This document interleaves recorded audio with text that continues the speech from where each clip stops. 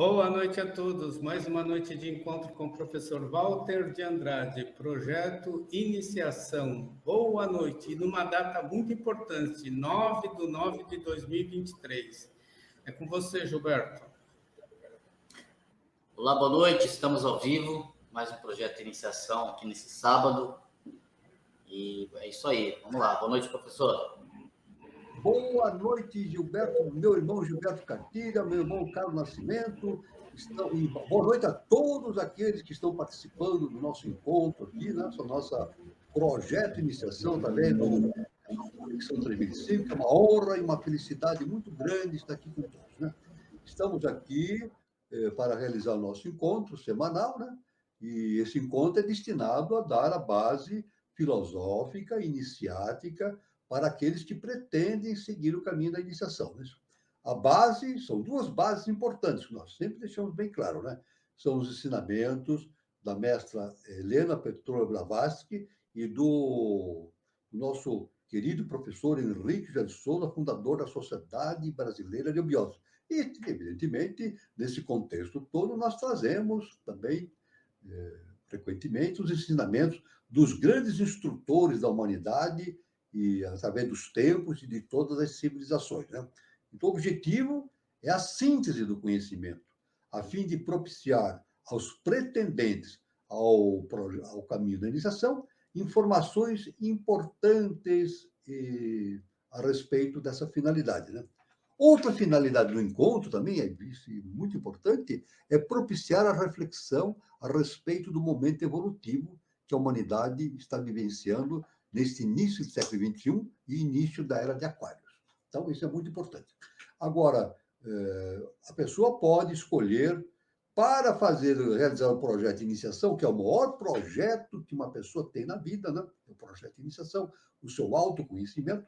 Para realizar isso, é necessário que a pessoa se filie a uma escola iniciática. Isso faz parte da ciência iniciática das idades. É necessário que a pessoa se filie a uma escola iniciática. Então, a pessoa escolhe a escola iniciática que mais lhe agradar. Mas, da nossa parte, nós convidamos aqueles que queiram vir para a eubiose, será uma honra muito grande ter aqui, né, fazer o seu curso de iniciação na eubiose. Como é que a pessoa pode começar esse processo? É só entrar no Google, digita lá Sociedade Brasileira de Eubiose, vai encontrar o site da eubiose e lá tem uma relação, a pessoa pode pesquisar a relação de todos os departamentos que existem no Brasil e no exterior. Então, ali tem endereço, tem o site, tem o telefone, etc. A pessoa entra em contato e verifica quando, em que momento que ela pode começar o seu curso de iniciação na eubiose. O curso de iniciação na eubiose é composto por 5 momentos importantes. Um grau preparatório, chamado grau peregrino, depois mais 4 graus subsequentes, totalizando 5, né? Aí, então, totalizando esses 5 graus, a pessoa, então, tem a possibilidade de tornar-se membro efetivo da Sociedade Brasileira de Eubiose. Ela pode participar de ritualísticas, palestras públicas internas, reuniões externas e internas, e todos os eventos, né? E além do mais importante, ela tem a possibilidade de ler e estudar as revelações do nosso mestre e professor Henrique José de Souza, que são milhares e milhares de páginas, né? A pessoa pode ter essa possibilidade de fazer essa pesquisa. Isso é muito importante, né? Então, aí está iniciando o nosso caminho, né? Essas informações são importantes. Nós só queremos dar aqui, inicialmente, algumas informações, já que eu falei, convidando as pessoas a virem para a eubiose, né, fazer o seu curso de iniciação. Eu gostaria de falar de 2 assuntos aqui importantes na definição a respeito do que é eubiose, né? A Sociedade Brasileira de Eubiose é uma instituição de caráter cultural e espiritualista que visa o aprimoramento físico, emocional e mental das criaturas. É considerada de utilidade pública e possui estatuto, linha de conduta e emblema devidamente legalizados, distintos dos de qualquer outra agremiação do gênero. É uma escola de iniciação aberta a todos os que desejam aperfeiçoar-se no campo da cultura esotérica e compor a fração consciente da humanidade, precursora de um novo ciclo que já se anuncia, que é o ciclo de Aquários, né? Destina-se a formar lideranças que conduzirão os homens no alvorecer do seu glorioso porvir. Olha que coisa grandiosa, né? Foi fundada em 1924, a eubiose, né, pelo eminente professor Henrique José de Souza, com o nome de Sociedade Mental Espiritualista Dharana, palavra sânscrita que significa o perfeito controle do pensamento. Mais tarde, transformou-se em Sociedade Teosófica Brasileira, para homenagear Helena Petrovna Blavatsky, fundadora da Sociedade Teosófica nos Estados Unidos, em 1875, cuja missão foi a de iniciar a espiritualização do Ocidente, então dominado pelo materialismo bravio, em expansão a partir da Europa, e pelo imperialismo psíquico das religiões devocionais. Não suportando os ataques desses poderosos adversários, Blavatsky teve que fazer retroceder a sede da Sociedade Teosófica para o Oriente, a Índia, na cidade de Adyar, abortando, por assim dizer, a sua missão. Antes, porém, anunciou um sucessor. Então, lá na doutrina secreta, ela deixou escrito o seguinte: no século XX, um discípulo mais evoluído e mais autorizado será enviado, talvez pelos mestres da sabedoria, para dar provas finais e irrefutáveis de que existe uma ciência chamada Gupta Vidya, fonte de todas as religiões e filosofias. Isso aí, a introdução da doutrina secreta, de HPP, né?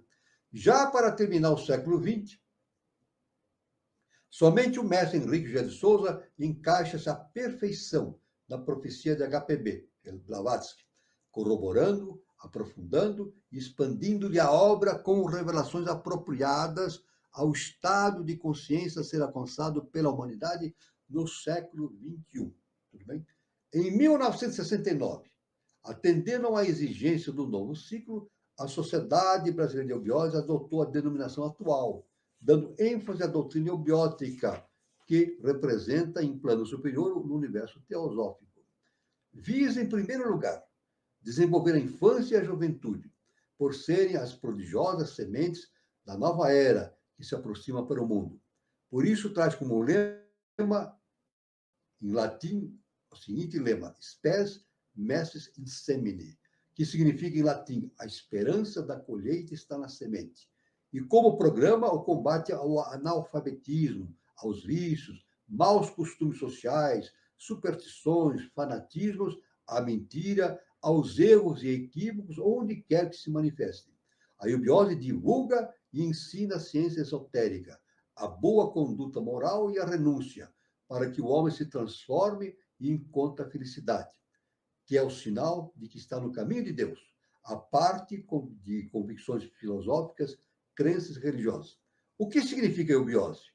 Então, dizemos assim, a eubiose é um termo de origem grega, cujo prefixo eu significa bem, bom, belo e também verdadeiro, pois para o gênio estético da Grécia clássica, a harmonia da forma, do sentimento e do pensamento eram atributos da verdade.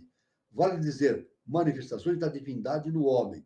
A raiz bios quer dizer vida, e ose significa ação, atividade. Portanto, eubiose é ação, atividade, por uma vida boa, útil, equilibrada e bela, numa palavra verdadeira. Ou por outra, viver de acordo com os princípios da natureza, integrando-nos no contexto cósmico que é a harmonia e equilíbrio. Um homem equilibrado é um Deus em potencial, trilhando a senda da sua autorrealização até o retorno à casa do Pai, porém experiente, consciente, como insinua a parábola do filho pródigo. Então, isso aí é uma ligeira apresentação da eubiose. Eu só quero citar hoje, eu tenho que falar isso, que hoje, 9 de setembro, faz 60 anos que o nosso mestre, o professor Henrique de Souza, deixou a face da Terra. É isso? Ele deixou a face da Terra, em 9 de setembro de 1963. Então, aí está algo, são 60 anos que isso aconteceu, né? E Queremos dizer que, evidentemente, o professor não morreu. É isso. Ele apenas voltou à sua pátria, né, celestial, voltou ao seu plano superior, espiritual, e de lá ele está nos acompanhando, ele está sempre presente.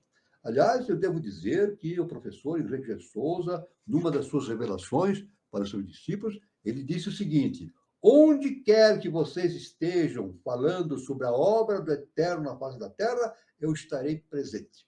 Então, isso é muito importante. Aonde quer, ele falou isso, hein? Aonde quer que vocês, meus discípulos, estiverem falando sobre a obra do Eterno na face da terra, eu estarei presente. Então, ele está presente sempre entre nós. Isso é muito importante, como todos os mestres fazem. Os mestres nunca nos abandonam. Muito bem. Eu falei a respeito da necessidade, inicialmente, da necessidade de alguém que quer entrar no caminho da iniciação ter que seguir uma escola iniciática, né? Então, eu quero fazer um comentário a respeito do cuidado na escolha da tradição. Existe uma tradição esotérica, né? A escola iniciática, ela segue uma tradição. Agora, evidentemente, a pessoa tem que tomar cuidado, um cuidado muito grande na hora que ela for escolher a escola que ela vai seguir, né? Quando o ser humano, na atualidade, segue a tradição, o seu trabalho de transformação interna, a ampliação do autoconhecimento e a superação de limitações do passado serão grandemente facilitados. Acontecendo isso, ele é considerado um discípulo da grande lei e será sempre, por ela, orientado no seu árduo trabalho iniciático para atingir a iluminação. Entretanto, se esse ser humano se ligar a tradições não originais ou corrompidas, o seu trabalho estará comprometido e a sua luta se tornará mais árdua. E, com certeza, não conseguirá prosseguir a contento pelo caminho da iniciação, em busca da iluminação final. Então, por isso que a pessoa deve seguir uma escola que siga fielmente e rigidamente os princípios da ciência iniciática das idades. Porque existem correntes corrompidas, como acontece no ser humano, né? No âmbito humano acontece isso, né? Os mestres deixam seus ensinamentos e, na maioria das vezes, os discípulos, ou falsos discípulos, acabam corrompendo os seus ensinamentos e originando correntes que não seguem o caminho da ciência inicial das idades, né? É imprescindível para o candidato à iniciação ter noção de que existem linhas que, apesar de mostrarem-se ao público como ligadas à tradição original, são movimentos corrompidos. Isso aí devemos ter muito cuidado com isso. Que não seguem as diretrizes, preceitos e normas relativas a essa tradição. É importante esse discernimento de que existem movimentos e linhas que são fruto da degeneração da tradição original. É de fundamental importância que o ser humano saiba fazer a distinção entre a tradição original e a degeneração dessa tradição. Agora, quem vai indicar isso para o discípulo? Para aquele que está tentando o caminho da iniciação? Alguém vai lhe dizer, essa escola é boa, aquela escola é boa? Não, é uma decisão dele. O discípulo tem que decidir por si mesmo, estudar, ver exatamente onde a tradição que ele está seguindo e ver se ela merece a sua confiança ou não, né? Como fazer essa distinção? Seguindo, essa é a grande pergunta que surge em decorrência desse dilema. Vamos agora estabelecer qual o processo para que cada um avalie a escola da qual pretende fazer parte e segue ou não a tradição original. Em primeiro lugar, a pessoa interessada não deve esperar que alguém lhe dê essa indicação. Lembrando sempre que o processo de transformação interna e o desenvolvimento do autoconhecimento através da escola iniciática chama-se iniciação, ou início da ação. O interessado deve utilizar os próprios recursos da sua consciência para decidir. Isso é muito importante, é uma consciência íntima do indivíduo, né? Ele tem que escolher isso. Faz parte do projeto de iniciação. Torna-se necessário que a pessoa tenha algum conhecimento básico dos princípios que norteiam a ação de uma escola iniciática. Ela tem que ter uma noção básica dos princípios que norteiam e depois então ela vai analisar e vai, evidentemente, escolher a escola que mais lhe seja proveitosa. Mas é uma decisão pessoal, íntima, inalienável. Ela tem que tomar essa decisão, perfeito? Algumas evidências mostram claramente se a instituição ou escola segue ou não a tradição original. Vamos indicar algumas posturas incompatíveis com a tradição. Posturas incompatíveis com a tradição iniciática. A ausência do espírito fraterno, promessas de levar o interessado a se tornar um mestre a prazo determinado, atividades para desenvolver poderes psíquicos, procedimentos para despertar no indivíduo o domínio sobre pessoas, promessas de vantagens financeiras e, sobretudo, cobrança monetária tabelado para cada prestação de serviço. São algumas posturas incompatíveis com uma escola de iniciação que segue a tradição.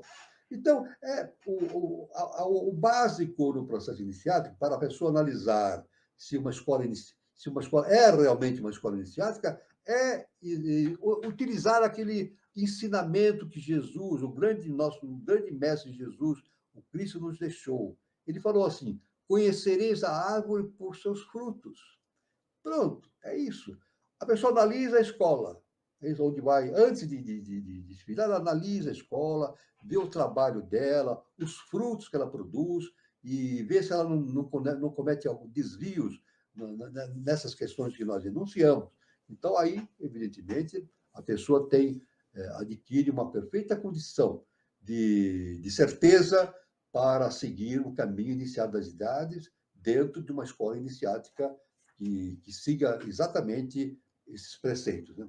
O mais importante nisso tudo é que, no final das contas, ninguém vai encontrar o caminho correto na iniciação se estiver fazendo isso de maneira aleatória. Então, não é uma maneira aleatória. Tem que haver uma decisão específica do indivíduo no sentido de fazer o seu caminho da iniciação, né?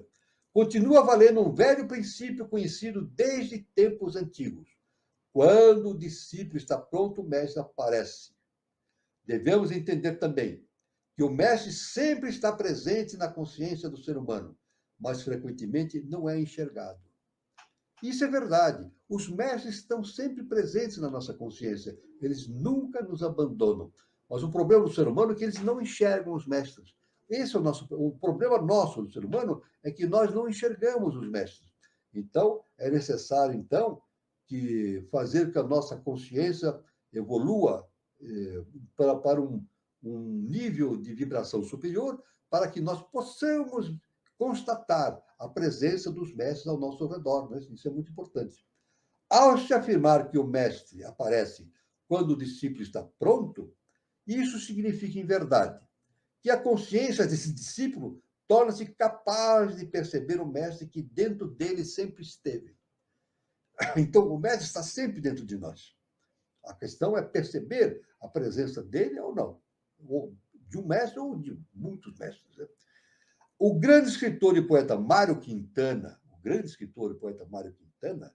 com sua sensibilidade e intuição aguçada, deixou-nos uma preciosidade quando afirmou que não adianta para nós corrermos atrás das borboletas.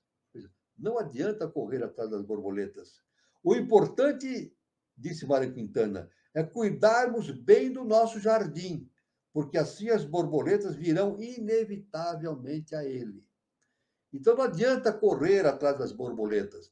Nós devemos, evidentemente, estabelecer um princípio básico na nossa consciência, elevarmos o nosso padrão vibracional.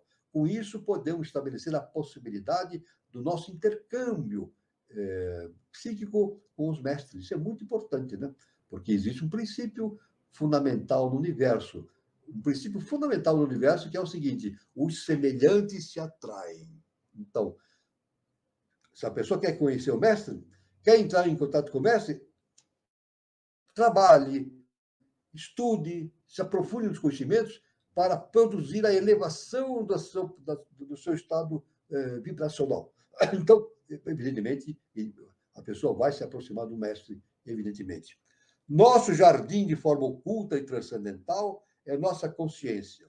Se cuidarmos bem do nosso jardim, da nossa consciência, uma borboleta dourada, um mestre da lei, inevitavelmente, num determinado momento, pousará nele de forma majestosa. Então, isso é importante. Veja só que importante, né? Quando o nosso jardim está pronto, é isso? A nossa consciência está preparada, o nosso processo vibracional está pronto, então o mestre vem como uma borboleta e pousa nesse jardim para nos dar todos os conhecimentos necessários para a nossa evolução espiritual. Tudo bem? Isso é muito importante, então, esse início de conversa que nós tivemos, né, para verificarmos a importância da escolha de uma escola iniciática e o processo que o discípulo deve seguir para conduzir essa escolha a contento, para fazer uma escolha adequada. Tudo bem? Então, isso aí é muito importante. Muito bem. Como sempre fazemos, nós vamos dando aqui algumas informações iniciais a respeito de assuntos muito importantes a respeito da ciência iniciática das idades. Eu quero falar aqui, nesse momento, a respeito de um termo muito importante que está dentro da ciência iniciática das idades, que é chamado Kalpa. Kalpa. K-A-L-P-A. Kalpa. Vem do sânscrito. O Kalpa é um período de uma revolução do mundo, geralmente um ciclo de tempo. Porém, comumente representa um dia e uma noite de Brahma, um período de 4.320 milhões de anos. 4.320 mil anos. Por Kalpa, entende-se geralmente um dia de Brahma, ou Manvantara, período cronológico que representa 1000 Mahayugas, ou seja, a duração do universo. Ou, em outros termos, o período de manifestação ou atividade cósmica no fim do qual vem a noite de Brahma, o período de dissolução ou repouso. Então, o universo obedece esse processo, né? Os sistemas dissolvem-se, depois são construídos novos sistemas no sentido evolutivo, permanente, né? Então, como Lavoisier afirmou, nessa lei química que ele descobriu, né? Descobriu que não é uma lei química, mas uma lei universal. Nada se cria, nada se perde, tudo se transforma. Assim, lemos no Bhagavad Gita o seguinte, um grande livro que todos devem ler, não uma vez, várias vezes, e esse grande livro, né, da Índia, Bhagavad Gita, existe um trecho que diz o seguinte, ao fim de um kalpa, todos os seres desaparecem em minha natureza material, e de mim emanam outra vez ao se iniciar um novo kalpa. Kalpa é também o nome de uma árvore simbólica do paraíso da Indra, árvore que produz tudo quanto se deseja. Tal palavra tem vários outros significados, prescrição, regra, especialmente para os ritos ou atos próprios do sacrifício, costume, maneira, forma, prática religiosa, etc. Então, esse termo kalpa, então, é um nome muito importante dentro da ciência iniciática, que significa, então, o período de evolução pelo qual a humanidade vai passando, através dos períodos de dissolução dos sistemas, depois a reintegração, a criação de novos sistemas, e assim acontece, como nós estamos estudando aqui, a antropogênese, né? A origem das raças, nós vimos que as raças vão se sucedendo, né? Elas vão sumindo, vão aparecendo outras, e isso é constante. Há dissolução de raças anteriores, formação de raças posteriores, e assim o processo de transformação da humanidade vai acontecendo conforme a lei cósmica justa e perfeita. Muito bem.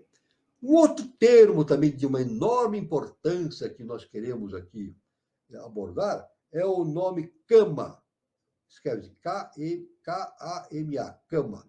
Também uma palavra vindo do sânscrito. É de uma enorme importância o entendimento dessa palavra sânscrita, né?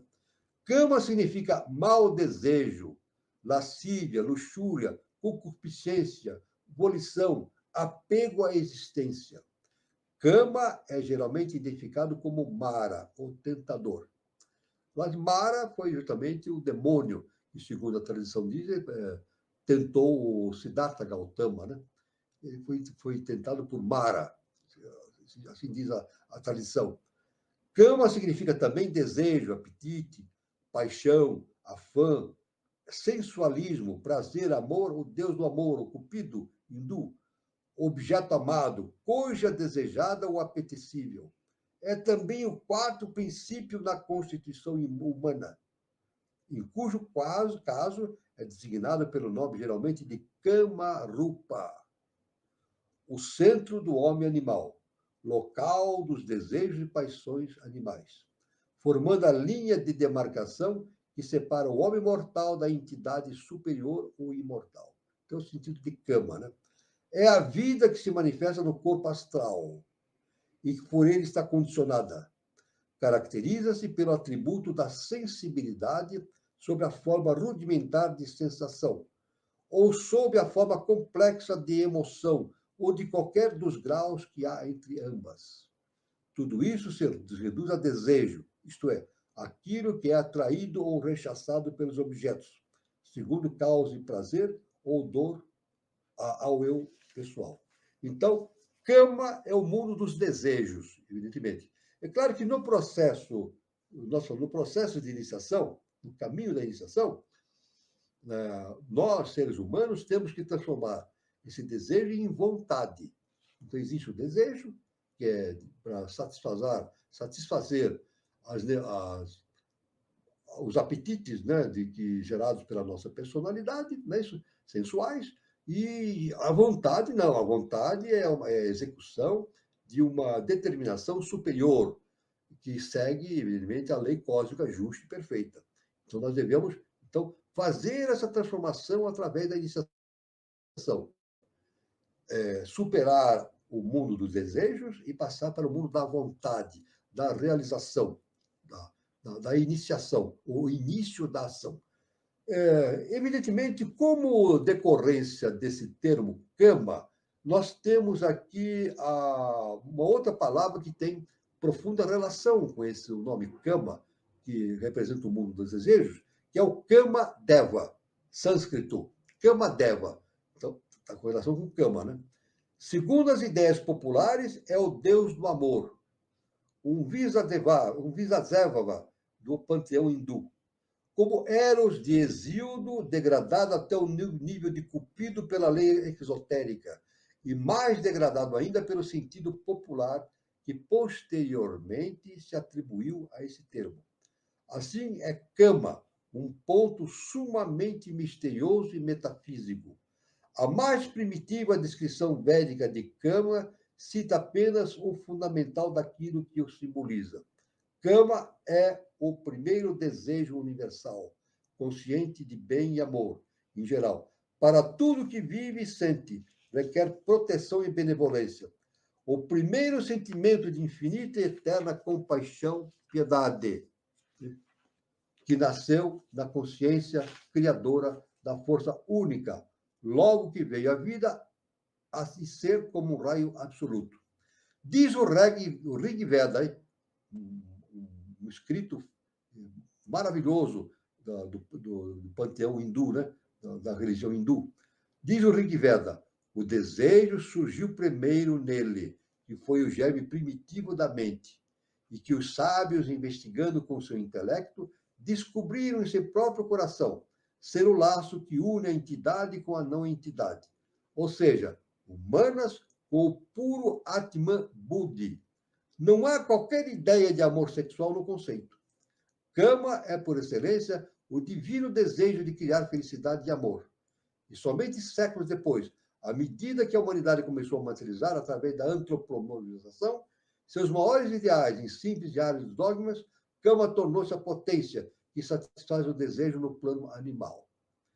Isso é demonstrado por tudo que dizem os Vedas e alguns Brahmanas.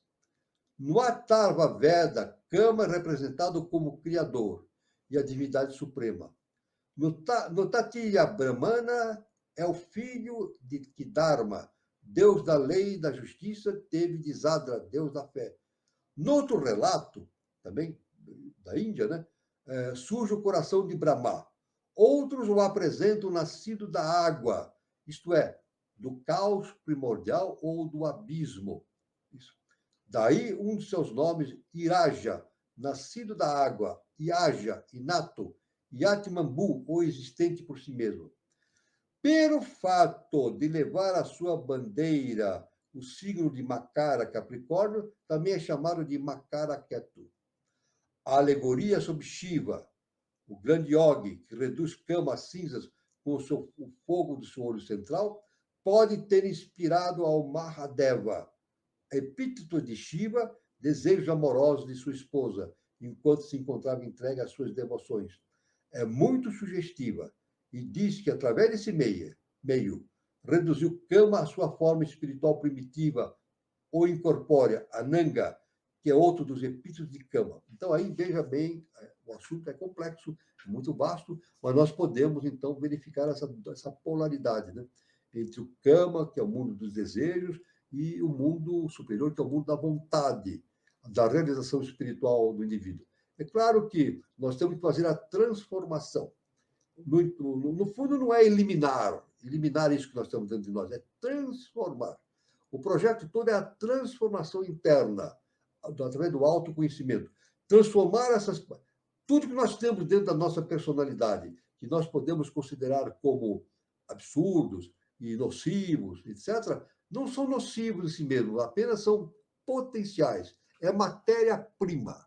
É matéria-prima que, devidamente transformada, pode tornar-se e tornam-se produtos maravilhosos da experiência espiritual superior. Então, isso é muito importante, todo esse conhecimento, né, sobre Kama, etc., né?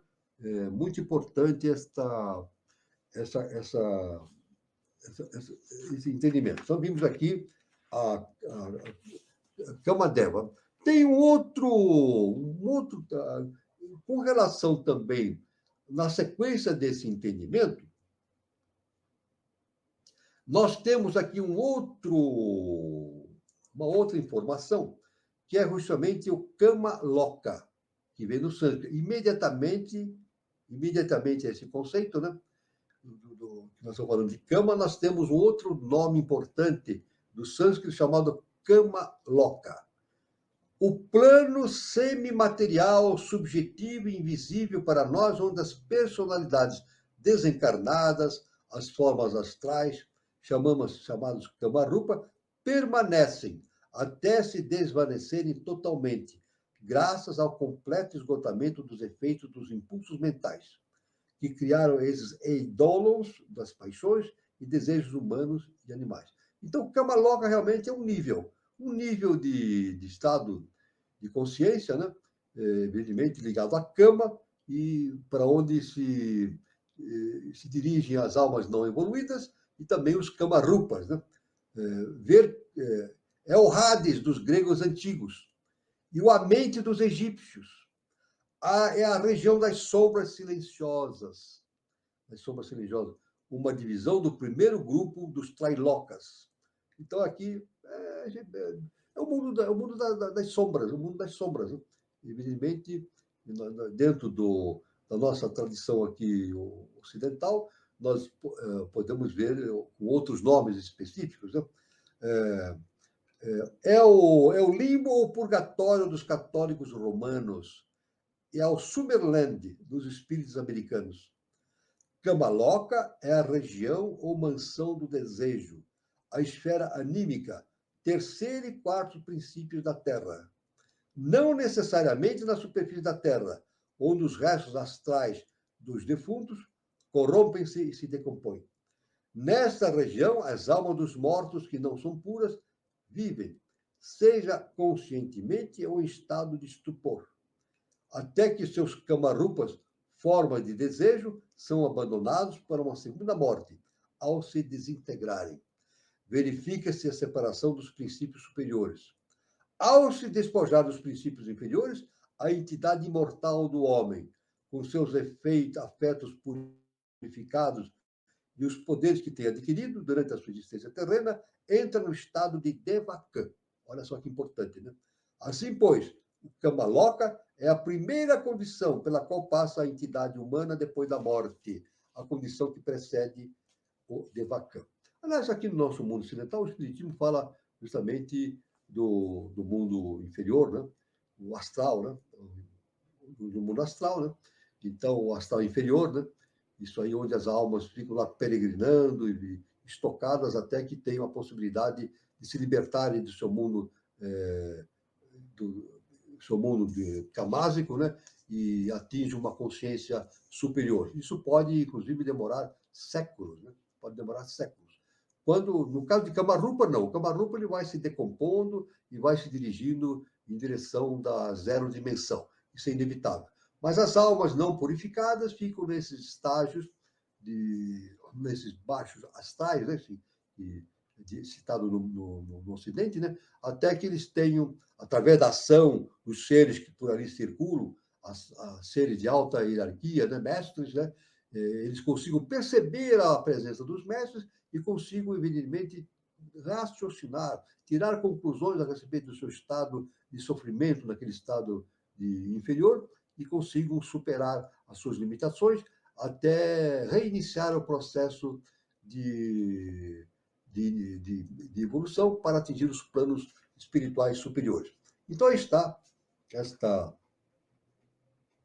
esta importante definição, né? Aqui nós temos até uma outra definição de Kama Manas, que é o resultado da união ou fusão dos princípios humanos câmico e manásico. Assim, o teósofo fala do Kama Manas para designar a inteligência que opera em e com a natureza do desejo, afetando a alma animal e sendo afetada por ela. Então, Kama Manas já vem dessa relação que existe entre o mundo camásico inferior e o mundo manásico, né? Evidentemente, não humanas perfeitamente desenvolvido, mas humanas que ainda está influenciado pelas suas propriedades, pelos efeitos egoísticos do mundo da personalidade. Os vedantinos classificam ambos os princípios como um só e falam do eu como funcionante no Manomakayosha, invólucro constituído pela mente inferior, as emoções e as paixões. Então, nós vemos aí, então, esta noção específica deste...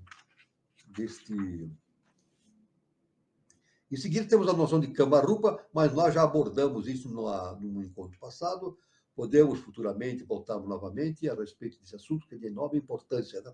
Sempre salientando que Kamarupa já não é mais um ser humano, né? Kamarupa é aquele ser que perdeu a tríade superior, perdeu o contato com a tríade superior. A tríade superior se afastou. Então, fica somente o quaternário. Então, ele já não é mais um ser humano, é um Kamarupa. Então, a tendência desse Kamarupa é ir perdendo dimensões. Ele está na quarta dimensão, perde a quarta dimensão, a terceira, a segunda, a primeira dimensão, até chegar à zero dimensão. Isso aí, através do cone sombrio da Lua, ou inferno de Dante, né? Isso é, o cone sombrio da Lua tem paralelo com o inferno de Dante, né? Alighieri, né? Então, o Kamarupa vai descendo, perdendo as suas dimensões, até chegar na zero dimensão. Então, são importantes informações dadas pela ciência inicial das idades, que no desenvolver dos nossos conhecimentos a respeito de toda essa sabedoria, é muito importante para a gente ter uma visão geral das coisas. O importante, sempre afirmamos o seguinte, o importante de tudo é basicamente isso, entender como as coisas funcionam. Entender justamente essa relação que existe entre o eterno, o imanifestado, a manifestação, a criação do mundo manifestado, que é o mundo maiávico, o mundo da ilusão, e justamente ligado com a projeção existe a projeção monádica em direção dos mundos mais densos, né? E como o nosso mestre Henrique de Souza nos ensinou, é descida de vida e energia e subida de vida consciência. Então, esse é o nosso campo de atividade hoje no mundo, né? Nós, dentro da nossa personalidade, como nós somos mergulhados nesse quaternário nosso, mas também submetidos à influência da tríade superior, nós temos que fazer esse transbordo, fazer essa passagem, fazer não só o transbordo, fazer a união, a harmonia do quaternário com a tríade superior.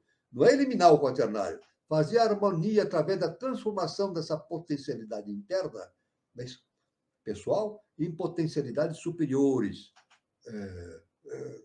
ligados à lei superior, à lei cósmica justa e perfeita. Então, a evolução significa um processo de transformação. A iniciação é um processo de transformação, autoconhecimento, a ponto de fazer esse equilíbrio entre o quaternário inferior com a tríade superior, surgindo, então, justamente o adepto, que é justamente aquele que conseguiu fazer esse equilíbrio. Fazendo esse equilíbrio, então, surgindo o adepto, então o adepto é um ser super-humano. Ele transpõe o limite da esfera humana e torna-se um ser super-humano. Está ligado já com o segundo trono, isso, a Mãe Divina. Tanto o nosso mestre, a respeito da iniciação, o nosso mestre, através das suas revelações, ele nos ensina que o processo de iniciação é um processo, para nós, de aproximação com a Mãe Divina. É um processo de aproximação, da nossa aproximação com o segundo trono, com a Mãe Divina. Isso é muito importante, então, essa questão da iniciação, o início da ação. Veja quão vasto é esse conhecimento, né, a respeito de todo esse mecanismo envolvido nesse processo da transformação interna. Né? Um outro tema agora que nós queremos, para finalizar essa parte inicial, é justamente falar sobre algo importante que é Karnak. Karnak. Tudo isso, esse conhecimento todo que nós estamos vivenciando, eles provêm da Índia e do Egito. É isso? Então, nosso mestre diz, a Índia é a mãe da humanidade, o Egito é o pai da humanidade. Então, nós temos uma grande quantidade de conhecimentos vindo da Índia e uma grande quantidade de conhecimentos vindo do Egito, que compõem o perfil existente no nosso mundo ocidental hoje, né? Conhecimento da Índia e conhecimento do Egito. E nesse meio, nesse cenário, então, aparece o nome Karnak, que eu gostaria e vamos abordar. Karnak, ruínas dos antigos templos e palácios que existiam atualmente no local onde se situava a antiga Tebas. Lá existia Karnak. São as mais esplêndidas e grandiosas mostras de arte e destreza dos primitivos egípcios. Algumas poucas linhas copiadas de Champollion e um viajante inglês mostram de modo mais eloquente o que são essas ruínas. Sobre Karnak escreve Champollion. Champollion foi aquele, né, no tempo de Napoleão, aquele que conseguiu decifrar, iniciar o entendimento dos hieroglifos, né? Champollion fez esse trabalho impressionante, né? Ele iniciou esse trabalho, quebrou esta barreira que existia na ciência ocidental de entender os hieroglifos egípcios. Ele deu esse caminho, né? Então, Champollion falou o seguinte: o espaço de terra coberto pela massa de restos de construção é quadrado, de Karnak, hein? Cada um dos lados mede 549 metros. Fica-se atônito e aniquilado pela grandeza daqueles restos sublimes e pela prodigalidade e magnificência da mão de obra que há em todas as direções. Champollion, então, continua. Nenhum povo dos tempos antigos ou modernos concebeu a arte arquitetônica em um grau tão sublime e tão grandioso como a existência entre os antigos egípcios. E a imaginação de que na Europa eleva-se tão acima dos nossos pórticos, detém-se e cai impotente ao pé das 40 colunas do hipóstilo de Karnak. Em uma das suas salas caberia a Catedral de Notre-Dame. Uma das suas salas caberia totalmente a Catedral de Notre-Dame, sem atingir o teto, parecendo um pequeno adorno no centro de tal recinto. Veja só, dentro do templo de Karnak cabe a Catedral de Notre-Dame. Isso é importante, que coisa impressionante, né? Assim termina, então, essa descrição de Champollion a respeito de Karnak, né? Que ele viu pessoalmente, né? Um relato dele, pessoal. Outro escritor exclama o seguinte: pátios, salões, passadiços, colunas, obeliscos, figuras monolíticas, esculturas, longas fileiras de esfinges encontram-se em tal profusão em Karnak que o espetáculo é demasiado grande para nossa compreensão. E um viajante famoso, citado por HPB, chamado Denon, diz o seguinte: dificilmente se pode acreditar, mesmo depois de ter visto, que seja uma realidade a existência de tantos edifícios reunidos num só ponto. Suas dimensões, a firme perseverança que exigiu sua construção e o custo incalculável de tal magnificência. É claro que nós devemos ter em mente que todo esse processo de construção desses templos dos antigos egípcios tiveram a influência dos imigrados da Atlântida, né? Osíris, né? Comandando os imigrados da Atlântida, refundaram o Egito. Evidentemente, deram essa possibilidade da construção desses grandes templos. Então, esses grandes templos são produtos dos conhecimentos vindos de Atlântida, né? É preciso que o leitor pense que o que tem diante de si é um sonho, visto que, às vezes, o espectador, ao ver aquilo, chega a duvidar de que esteja acordado. Dentro do recinto do santuário há lagos e montanhas. Esses dois edifícios são escolhidos como amostras de uma lista quase interminável. Todo o vale e delta do Nilo, desde as cataratas até o mar, estava coberto de templos, tumbas, pirâmides, obeliscos e colunas. A execução das esculturas excede a todo enaltecimento. A perfeição mecânica com aqueles artistas lavraram o granito, a serpentina, o mármore e o basalto é maravilhoso, segundo todos os peritos. E até hoje, né, os entendidos, os especialistas, né, sobre o assunto, dizem que é realmente inimaginável a tecnologia utilizada no Antigo Egito para erigir esses monumentos, as pirâmides e assim por diante, né? Os animais e as plantas parecem naturais e os objetos artificiais estão admiravelmente esculpidos. Em todos os seus baixos relevos são vistos combatentes em terra e mar e cenas da vida doméstica.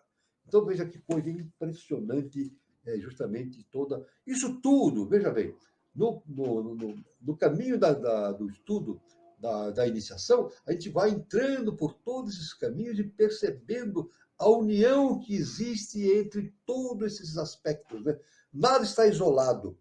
Nosso mestre diz, nada acontece por acaso.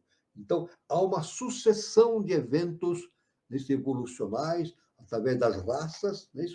E cada raça, adquirindo o seu potencial evolutivo, vai transferindo para as raças posteriores essas potencialidades. Então, nós recebemos dos Atlantes essa potencialidade, né? Então, nós mesmos, na quinta raça maioriana, somos descendentes da raça Atlante, né? Somos descendentes da quinta subraça Atlante, a subraça semítica, né? Então, somos descendentes de Atlântida. Então, tudo que nós conhecemos vem de Atlântida. Através do quê? Do Egito do Egito e da Índia, né? Então, esse conhecimento da Atlântida veio sendo transmitido através do Egito e da Índia. Por isso que o nosso mestre afirma o seguinte: a Índia é a mãe da humanidade e o Egito é o pai da humanidade. Nada que nós saibamos provém de outra fonte. Tudo vem dessa fonte original, que é a Atlântida, que, evidentemente, fruto do trabalho dos grandes mestres, sob a influência dos trabalhos das grandes hierarquias, e, evidentemente, do Eterno, né? Evidentemente, todo esse processo é fruto do trabalho da lei cósmica justa e perfeita, produzindo a evolução humana na face da Terra. Muito bem. Então, visto esses pontos iniciais, vamos continuar aqui justamente o nosso estudo sobre a antropogênese, né? Vamos aqui continuar, damos a sequência, né? Vamos dizer o seguinte: tudo que há na Terra é sombra de algo que existe nas esferas superiores. Tudo, olha só o que diz aqui a ciência inicial das idades, né? Tudo o que há na Terra é sombra de algo que existe nas esferas superiores. Ou seja, tudo que existe na Terra é produto da projeção de arquétipos. Nós não inventamos nada, não criamos nada, não fazemos nada. Nós apenas somos veículos. Os cientistas, quando descobrem alguma coisa, elaboram suas leis, descobrem fatos, ou inventam aparelhos, etc., eles não criam, eles apenas são veículos das consciências superiores e fazem, por veiculação, eles trazem esses arquétipos e projetam na forma física objetiva. Então isso aí, como Lavoisier falou, né? Nada se cria, nada se perde, tudo se transforma, né? Então, isso aí. A terceira raça, a raça lemuriana, foi, a princípio, de modo proeminente, a sombra brilhante dos deuses desterrados em nosso globo, depois da alegórica guerra nos céus. Viviam ditosos e livres de sofrimento e enfermidades. Urano é o espaço, o autor do céu e da terra. Sua mutilação por seu filho Cronos, que o condena à impotência, nunca foi compreendida pelos mitólogos modernos. Continha, no entanto, uma grande ideia filosófica e abstrata. Então, a gente vê então, a projeção dos arquétipos, né? Simbolizado pelo entendimento da astrologia, né? E da astronomia, né?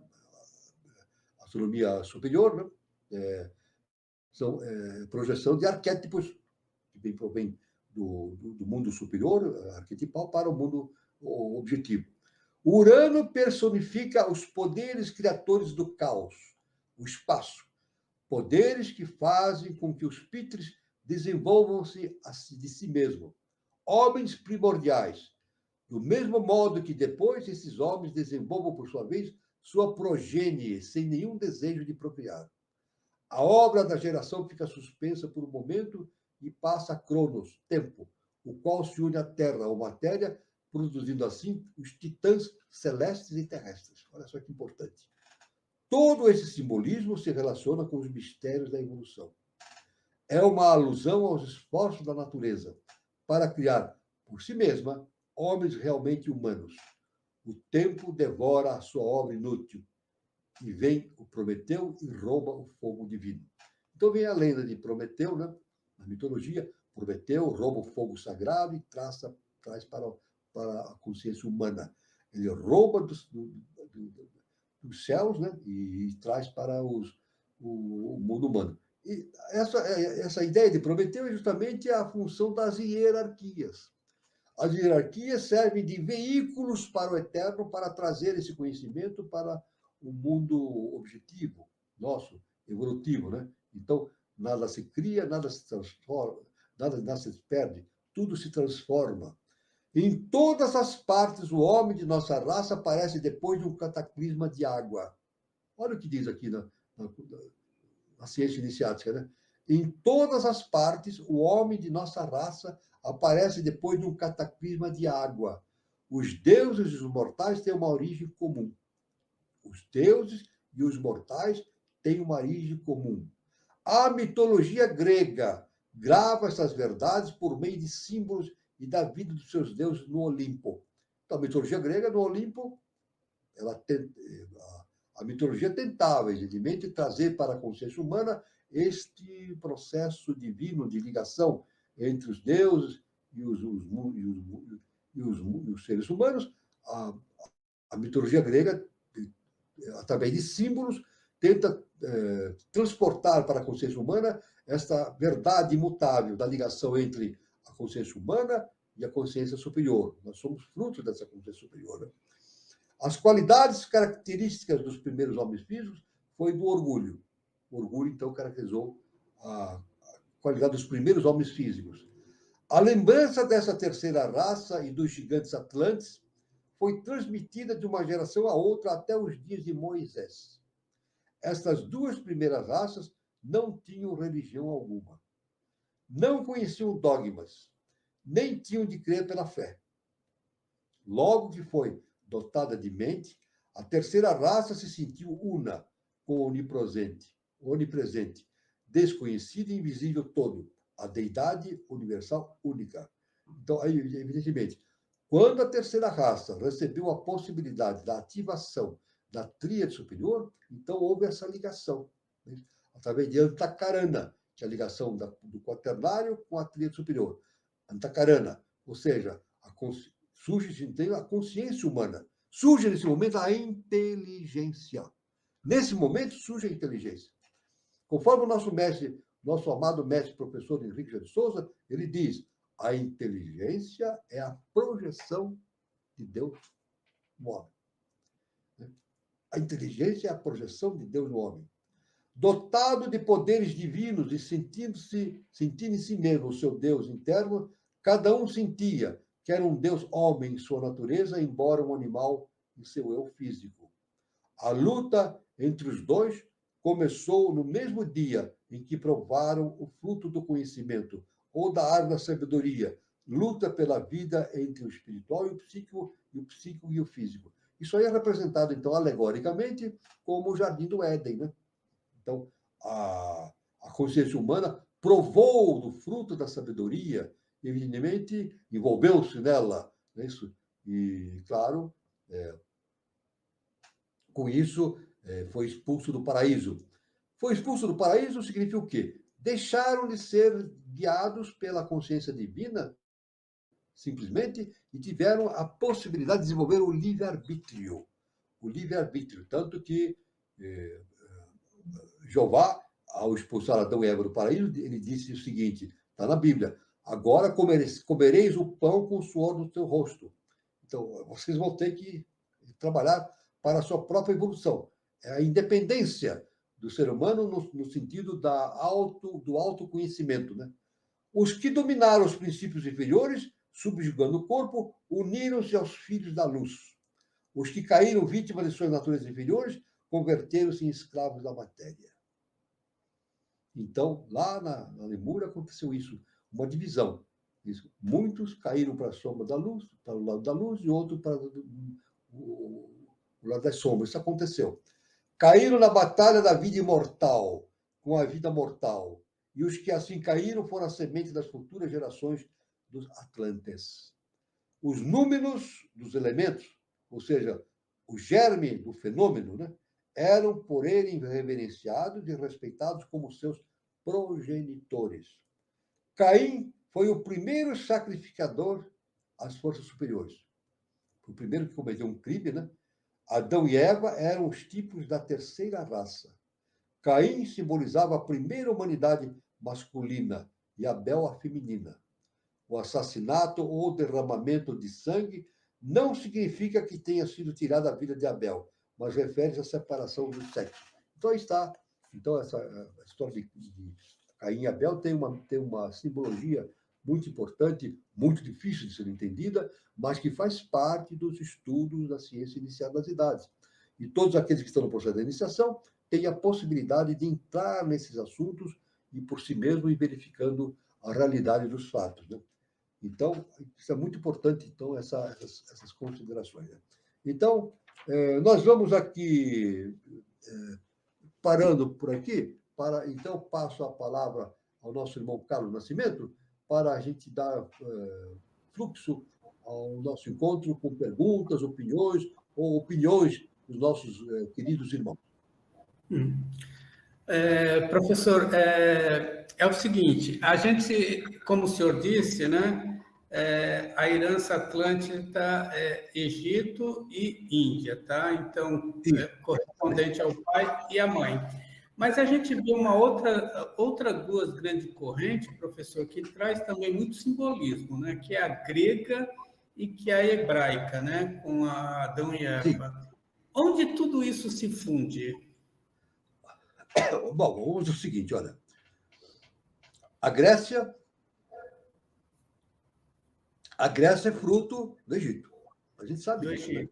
Os grandes filósofos gregos, né? Eles tiveram no Egito e lá tiveram a base, a semente da sua. Então, a Grécia é fruto do trabalho, do conhecimento egípcio. E, por seu lado, a Bíblia, né, o trabalho bíblico, né, dos hebreus, é fruto também da Índia, através dos sumérios, né? Através dos sumérios. Mas tudo vem da Índia. Então, tem um conhecimento que vem do Oriente e outro que vem do Ocidente. E funde-se agora no Ocidente, formando uma globalização. Eu quero dizer o seguinte, que o interessante é que o trabalho de Helena Petrovna Blavatsky teve essa função importante, a união desses dois caminhos, né? Os livros de Blavatsky, como ela diz que não escreveu os livros. Blavatsky já afirma, eu não escrevi os livros, eu apenas fui veículo dos seres de hierarquia para escrever esses livros. Eles foram ditados a mim. Blavatsky afirma isso, que, na verdade, os livros que ela escreveu foram ditados, e ela escreveu, foi veículo dos seres superiores, das hierarquias superiores. Mas esse caminho que ela indicou, através do conhecimento da teosofia, e depois o nosso mestre ampliou de forma fantástica, é justamente a união, justamente do Oriente com o Ocidente. E nós temos esse caminho do Ocidente. O globo, o planeta Terra, ele pode ser dividido em dois hemisférios, né? O hemisfério ocidental e o hemisfério oriental. A gente sabe que o hemisfério oriental é o lado feminino da Terra. O hemisfério ocidental é o lado masculino da Terra. Assim como o nosso cérebro também. O nosso cérebro tem um lado masculino e um lado feminino. Mas o princípio que nós temos agora a seguir é fazer a fusão desses dois hemisférios. A fusão desses dois hemisférios. Isso, quem está na eubiose, entende através do conhecimento que o nosso mestre nos trouxe, através da missão Y. A missão Y, que conduziu esse processo de espalhamento do conhecimento esotérico para os Estados Unidos e para a América, para o Brasil. Na verdade, nos Estados Unidos, trabalhando Helena Petrovna Blavatsky, uma mulher. E no Brasil, trabalhando o professor Henrique de Souza, um homem, justamente o professor, sendo um veículo especificamente, claro, do Egito, e Blavatsky especificamente veículo da Índia. Mas os dois, em conjunto, fazem a união. Quem estiver na eubiose estudando vai perceber exatamente esse fato, que os ensinamentos de Blavatsky e do mestre Henrique de Souza, mais abrangente ainda, faz a união desses dois conhecimentos para a realização da obra no terceiro milênio, que é a Era de Aquários, né? Tanto que nós sabemos que o terceiro milênio tem duas colunas fundamentais no exercício do terceiro milênio. É justamente Siddhartha Gautama e Jesus o Cristo. Não no sentido, não é budismo e cristianismo, não. É o pensamento de Siddhartha Gautama e o pensamento do Cristo, de Jesus, unindo-se, dando a base para o desenvolvimento espiritual de quinta dimensão para o mundo ocidental, através agora do terceiro milênio, e que está nos conduzindo para a realização de uma nova civilização, que o nosso mestre afirma, o nosso mestre professor Henrique de Souza afirma que deverá iniciar-se justamente no ano 3005. Muito bom, professor. Gilberto, você tem alguma colocação? Boa noite. Só dar um recadinho para o pessoal aí. Nosso chat está bem. Hoje o pessoal está animado, hein? Tá. O pessoal está aqui a todo vapor. Mas dar boa noite aí, agradecer a audiência, né, do pessoal que está acompanhando. E aproveitar que o pessoal está escrevendo, debatendo aí no chat, trocando ideia. Pedir para curtir o vídeo, né? Durante a transmissão, quando você curte o vídeo, você compartilha, o YouTube ele vai entregando para mais pessoas, e essa interação para o canal é bom, e também para o tema que nós desenvolvemos aqui, isso ajuda bastante, porque é um tema exclusivo, abordado pelo professor de forma também exclusiva, né, de uma maneira única, e é um conteúdo próprio nosso aqui. Então, você que está assistindo aí, manda aí para um colega, manda para a família, manda para o pessoal que gosta desse assunto. E se não é inscrito no canal, inscreva-se, ativa ali o sininho. Toda vez que tiver alguma atividade, alguma palestra nova, meio fora de hora, ou nas atividades de terça e de sábado, você é automaticamente avisado previamente. Às vezes a gente esquece, né? Então, é esse o recado aí, Carlos. Tem bastante coisa aí. Muito bom. Vamos para as perguntas. O senhor viu alguma pergunta, professor? Aqui tem o nosso irmão Guazelli. Ele fala aqui, deixa eu ver se eu encontro. Qual a semelhança entre a Bíblia e a sabedoria inicial das idades?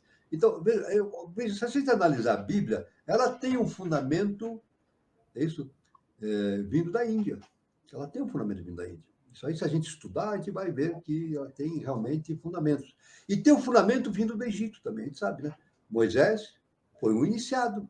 Ele iniciou-se no Egito, na verdade, e trouxe o conhecimento, esse entendimento da existência de um Deus único, ele trouxe justamente através do conhecimento que ele obteve com o ensinamento de Akhenaton, Amenófis IV, né?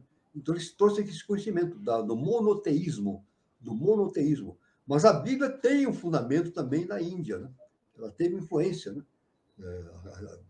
Da Índia, né? Aliás, tudo que nós conhecemos no nosso mundo objetivo, ou tem uma raiz na Índia, ou tem uma raiz no Egito. E a tendência hoje é fazer a fusão desses dois conhecimentos, né, a fim de realizar o processo evolutivo no terceiro milênio. Então, existe uma relação, sim, entre os ensinamentos bíblicos e o ensinamento da Índia, assim como existe também uma profunda influência da Bíblia, dos conhecimentos adquiridos por Moisés no Egito Antigo, né? Então, isso aí é muito importante. Então, a gente vê que a lei funciona no sentido de reunir todos esses conhecimentos, fazendo a síntese, fazendo a integração de todo esse conhecimento. Vamos lá, professor.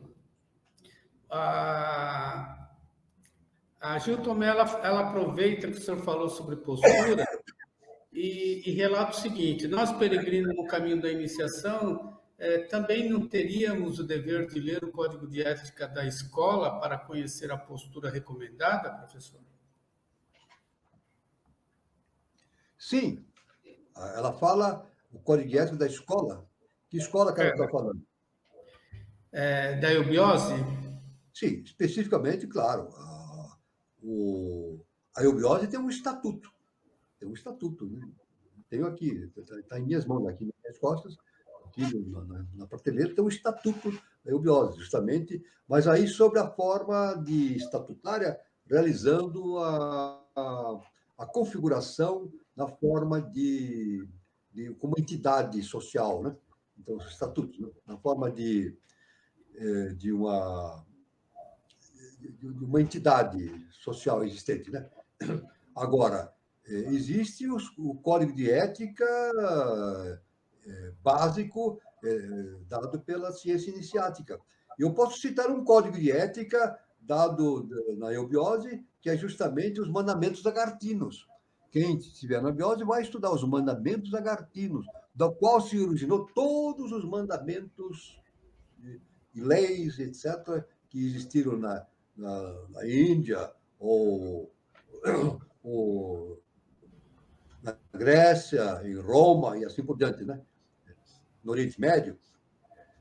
Então, são códigos vindos dos mundos internos de Agartha para dar o direcionamento para o comportamento humano. Então, existem a pessoa tem o dever e a necessidade, não nem somente o dever, a necessidade de ler o código de ética da escola, evidentemente. Toda escola tem pelo menos uma escola que se encontra fundamentada na ciência inicial das idades, ela tem um embasamento, né? Uma estrutura, uma definição. Isso é inevitável que a escola. Se ela não tiver, realmente é uma falha e tem a possibilidade de ela não seguir estritamente a ciência inicial das idades. Então, o discípulo, aquele que está buscando, deve ter muito cuidado com isso. Então, é muito importante os peregrinos e todos, né, têm a necessidade de ler os códigos de ética da entidade a qual está relacionada, e especificamente a eubiose também, e também ler, estudar os códigos provenientes dos mundos internos, como eu citei, né? os mandamentos agartinos. Isso é dado já nos graus, citado já os mandamentos agartinos, dentro da eubiose. Muito bom, professor. Dando sequência aqui, o Guilherme coloca o seguinte: a consciência não evolui e sim desperta. Como que acontece isso? Ele pergunta. Bom, veja bem, nós, pela ciência inicial das idades, o que acontece? O que nós somos? São projeções da mônada. Nós somos projeções monádicas. É isso? Somos deuses. Por mais incrível que pareça, somos deuses. Eu que estou falando, alguém está falando, Jesus falou isso. Jesus falou isso, está no Evangelho. Vós sois deuses. Agora, que deuses nós somos? Deuses esquecidos. Então, nós temos que despertar o entendimento desse Deus que existe em nós. O Deus está em potencial em nós, mas está mascarado pela personalidade. Né? Aliás, personalidade vem do grego, né? Persona. Persona em grego quer dizer, persona em grego não, em latim. Persona em latim quer dizer máscara. Persona significa máscara. Persona era a máscara que os atores da antiga Grécia e Roma usavam nos seus trabalhos no palco, né? Eles iam para o palco realizar seus trabalhos de teatro e colocavam máscaras. E aquela máscara, então, em latim, chama-se persona. Aí vem personalidade. Então, a nossa personalidade é uma máscara. Não é isso? Nós imaginamos que somos essa personalidade. Não é isso? Tanto que um filósofo muito famoso diz assim, penso, logo existo. Mas nós podemos nos aprofundar mais nesse assunto e dizer o seguinte, penso, logo penso que existo. Eu penso e logo penso que existo. Quando eu penso que a personalidade pensa que ela é a sua verdadeira natureza. E não é. A personalidade é maiávica. Então, a questão é despertar essa consciência que existe dentro do ser humano, da sua consciência divina. Claro que nós chamamos isso de evolução. Nós chamamos esse despertamento, nós chamamos de evolução. Então, podemos dizer o seguinte, a consciência evolui despertando. Vamos então, colocar nesse sentido, unindo essas duas palavras. A consciência evolui despertando a si mesmo, ou seja, iniciando a si mesmo. É um processo de autoconhecimento. Por isso que o processo que tem na escola iniciática verdadeira é um processo de autoconhecimento. E o nosso mestre, professor Henrique de Souza, nos ensinou o seguinte, tire suas próprias conclusões. Analise, estude, compare, medite e tire as suas próprias conclusões. Isso é fundamental. Cada um tirar suas próprias conclusões. Isso é o despertamento. E esse despertamento produz a evolução. A evolução, justamente, é uma linha evolutiva que existe. Significa, o que é evoluir? É o retorno à casa do Pai. A evolução é essa. O que significa evolução? Retorno à casa do Pai. Ou seja, esta projeção monádica retorna à sua consciência original, tendo perfeita noção da sua natureza divina. Isso só acontece através do despertar, do despertamento. Né? Muito bom, professor. A Gil Tomé coloca o seguinte, professor, os vivos têm alguma influência no caminho dos recém-mortos? Pergunto isso porque algumas religiões têm rituais de encomendação de almas. Veja bem, olha, eu digo para a nossa irmã Gil Tomé, somos todos um. A grande maia é essa, nós imaginamos que nós somos diversos.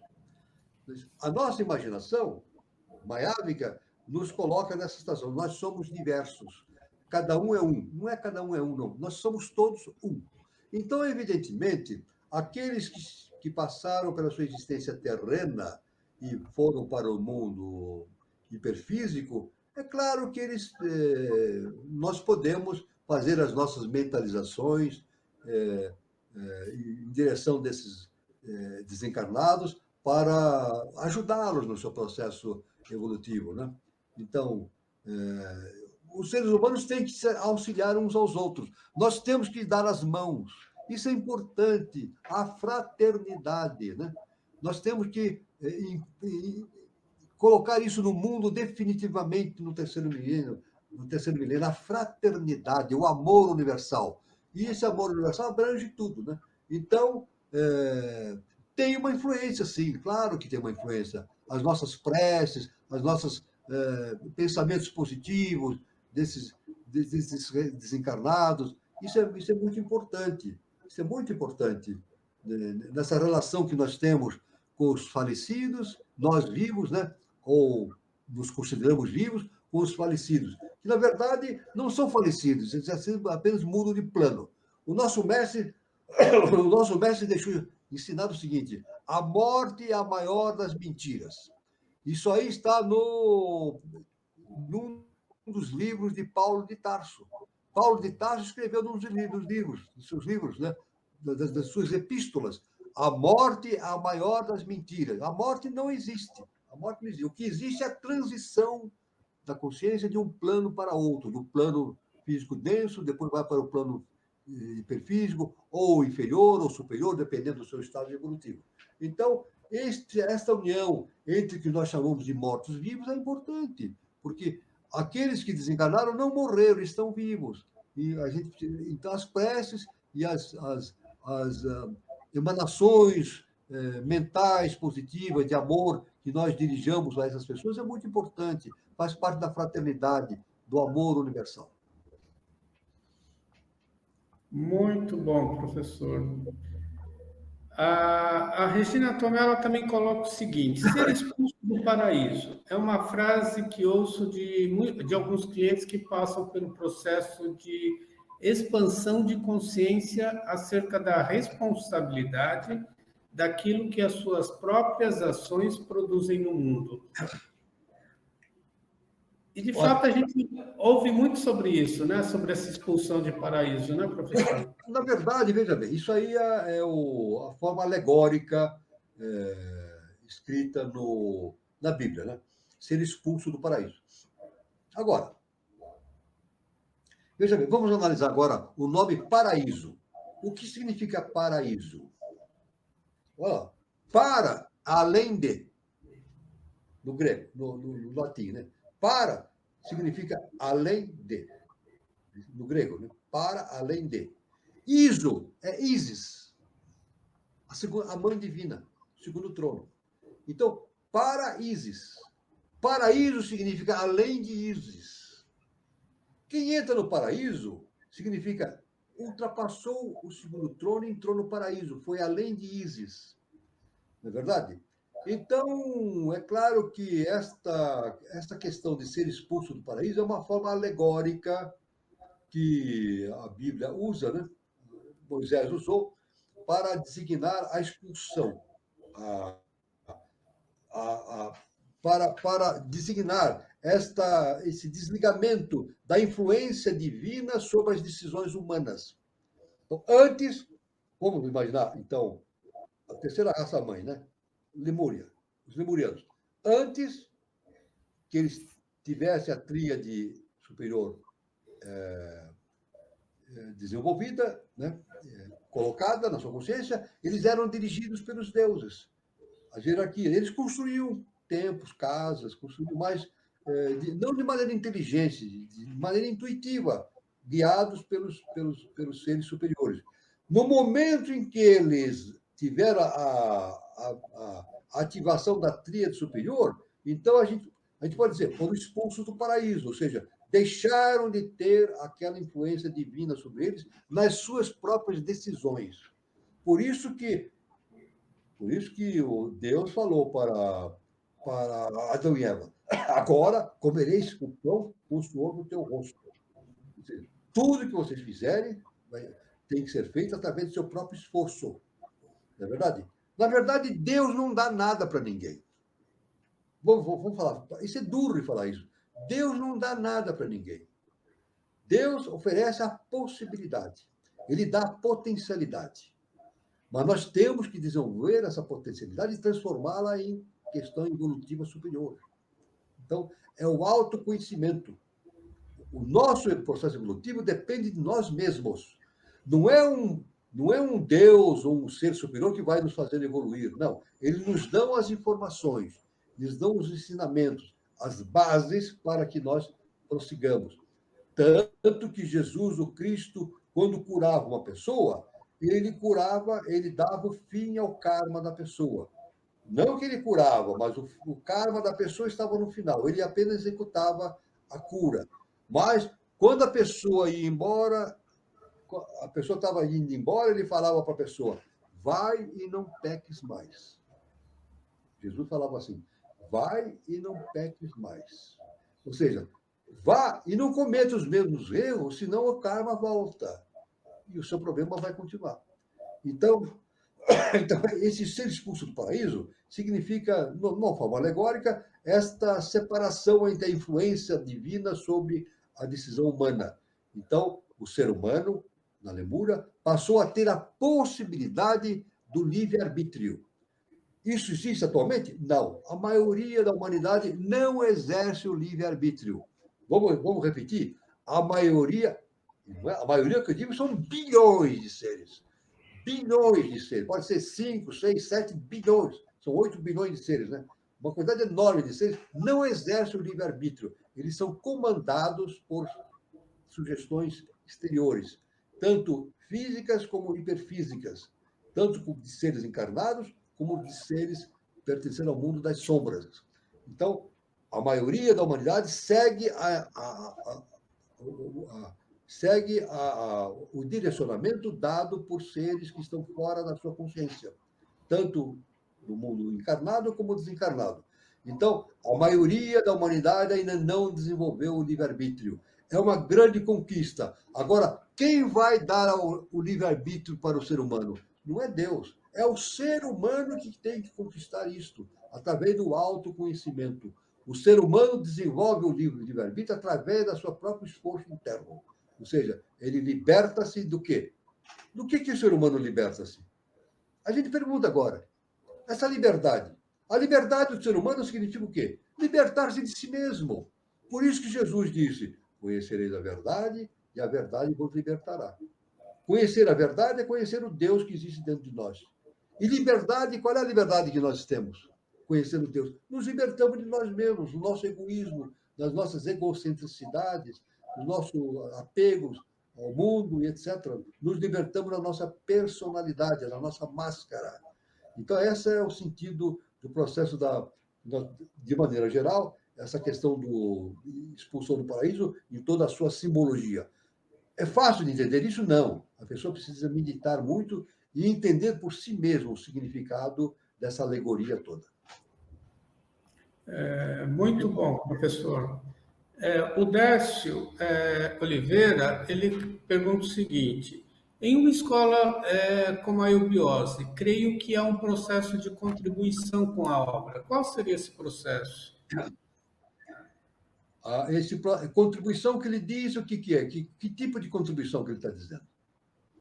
Eu não sei se é uma contribuição financeira para manter, né, a financeira ou espiritual. Eu preciso saber se a contribuição que ele está falando é financeira ou espiritual. O espiritual, né? Porque eu acredito, professor, que a gente tem um dever, né, com a humanidade. A eubiose coloca a gente não como uma contribuição, mas uma humanidade, né?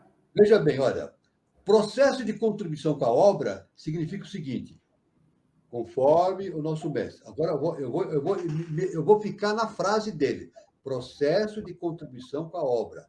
O nosso mestre diz: o nosso dever é realizar a obra do eterno na face da terra. Então, qual é a nossa contribuição com a obra? É nos tornarmos veículos das consciências divinas superiores. Essa é a contribuição. Como é que nós podemos contribuir com a divindade? Nos tornarmos veículos das consciências superiores. Essa é a contribuição. Quando nós nos tornamos veículos das consciências superiores, e cada vez mais, nós colaboramos, servimos de veículos para a obra do eterno na face da terra. Então, esse é o processo. O processo todo é esse.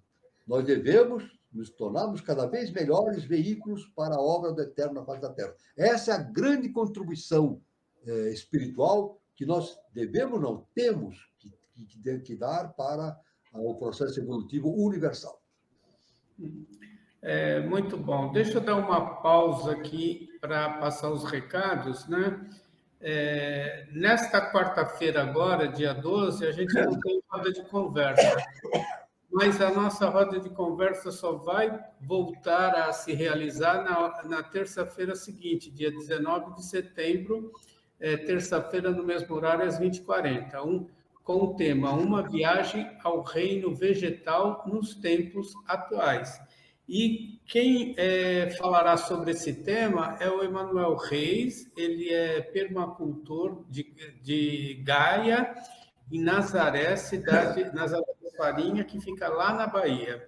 Ele vai falar sobre compostagem, agricultura orgânica e horta comunitária, que são técnicas de uso sustentável no reino vegetal para a produção de alimentos viáveis à maioria das pessoas. Então, o Emanuel vai falar sobre esse tema e os moderadores serão o Carlos, eu, né, o Gilberto Catira, que está aqui com a gente, e nosso querido Sidney Augusto. Então, lembrando que nessa quarta-feira, dia 12, não teremos a nossa roda de conversa por motivos que tem a convenção de Itaparica, na Bahia, da Eubiose. Então, muitos irmãos estarão se deslocando para lá, que vai do dia 13, quarta-feira, né? A abertura da convenção no dia 13 vai até o dia 17, domingo. Então a gente não tem nessa terça-feira, lembrando, não tem a nossa roda de conversa terça-feira, dia 12, e retomamos somente no dia 19 de setembro. Eu queria também falar sobre o Espaço Shakti Nova Era. Quem estiver passando por São Lourenço, visite o Centro de Terapias Holísticas, Espaço Shakti Nova Era, que fica na Praça Helena Jefferson de Souza, 38, anexo 1, São Lourenço. Para mais informações, nós temos aí o telefone do WhatsApp, que é prefixo 35 de São Lourenço, o telefone 99756-6874. E no Instagram é @Shakti Nova Era. E lembrando que temos filial da Shakti Nova Era em Brasília, no departamento da Eubiose de Brasília, e aqui em São Paulo, no departamento da Eubiose de Santana. E lembrando, comentando sobre a revista Poliética, né, que foi lançada pela COGEP. Quem tiver interesse é só entrar no site da Eubiose e verificar os temas abordados. O tema, os temas são muito de relevância, né, para a história do Brasil e para a história política e ética da nossa querida nação. Então, o que eu queria falar era isso. Deixa eu ver se tem mais alguma pergunta, professor. O senhor viu alguma pergunta? Eu tenho o nosso irmão Grazelli Neto, ele sempre fala a pergunta sobre o saque contra o futuro, né? Então ele fala assim: quando atingirmos o amor universal, findamos o saque contra o futuro? Então, veja bem, o que é? Bom, isso é muito importante, o nosso mestre nos ensina o saque contra o futuro, né? Nunca é demais a gente repetir esse fundamento. O que é saque contra o futuro? Então, eu vou dar um exemplo, eu sempre dou um exemplo simples. Por exemplo, eu vou ao banco, eu tenho uma conta no banco, a minha conta está quase zero.